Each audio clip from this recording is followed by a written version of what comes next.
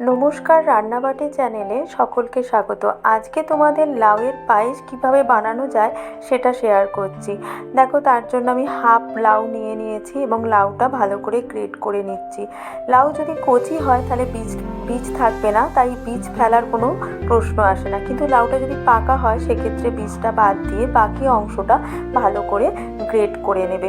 এবার গ্রেট করা লাউটা থেকে রসটা সম্পূর্ণ আলাদা করে দিতে হবে, কারণ লাউয়ের রস টক জাতীয় হয়, তাই দুধে দিলে দুধটা কেটে যাবে। তাই যতটা সম্ভব গায়ের জোর দিয়ে চিপে চিপে রসটাকে আমরা লাউ থেকে আলাদা করে দেবো। প্রয়োজনে একবার ধুয়ে নেব, নিয়েও নিকড়ে পুরো শুকনো করে এইভাবে লাউটা আলাদা করে নেব। এইভাবে পুরো লাউটা থেকে রসটা ছেঁকে বার করে নেব। এবার নেক্সট প্রসেসে যাব। তার জন্য প্রথমে একটা কড়া বসিয়ে নেব। কড়াতে ঘি গরম করব। ঘিটা গরম করে পায়েস বানানোর জন্য একটু কাজু কিশমিশ ইউজ করব। সেই কাজু কিশমিশটা ভালো করে একটু ভেজে নেব। এই দেখো, লাউটা পুরো ঝরঝরে একদম আলাদা করে নিয়েছি রস থেকে।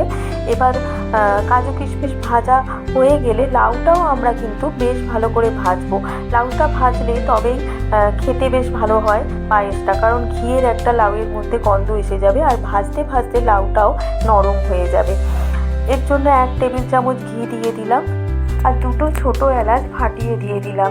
দিয়ে আগের থেকে যে কুড়ে রাখা লাউটা, যেটা রসটা বার করে রেখেছিলাম, সেই লাউটা দিয়ে এবার গ্যাস কমিয়ে ভেজে নেব। আর অল্প একটু এই সময় নুন দিয়ে দেবো। দিয়ে ঢাকনা দিয়ে গ্যাস কমিয়ে লাউটা ভাজবো, যাতে লাউটা একদম নরম হয়ে যায়। এবার লাউটা যখন নরম হয়ে যাবে তখন 1 কাপ পরিমাণ চিনি আমি এখানে দিয়ে দেব। আমরা বাড়িতে সেইভাবে কেউ মিষ্টি খাই না, তাই আমি আমার স্বাদ মতো মিষ্টিটা এখানে দিলাম। তোমরা যদি বেশি মিষ্টি খাও তাহলে হাফ লাউয়ের জন্য 1 কাপের আরও একটু বেশি চিনি দিতে পারো। চিনি দিয়ে ভালো করে যখন রসে লাউটা ফুটে যাবে, তারপর আমরা একদম শেষে আগের থেকে ঘন করে রাখা দুধ দেব। দুধটা একদম শেষে দিয়ে অল্প একটু ফুটিয়েই শেষে একটু ছোটো এলাচ গুঁড়ো দিয়ে নামিয়ে নেব। এটা যেহেতু লাউয়ের পায়েস আমি বানাচ্ছি, হালুয়া নয়, তাই খুব শুকনো আমি করব না। একটু ঘন ঘন মতো দুধ থাকবে, সেরকম অবস্থাতেই গ্যাসটা বন্ধ করে দেব। আর যদি এটা হালুয়া বানাতে চাও সেক্ষেত্রে দুধটা একটু কম দিয়ে খোয়া ক্ষীর দিয়ে শুকনো করে নামিয়ে নিয়ে পরিবেশন করো। ভালো লাগলে লাইক, কমেন্ট, শেয়ার করে আমার চ্যানেলটা সাবস্ক্রাইব করো।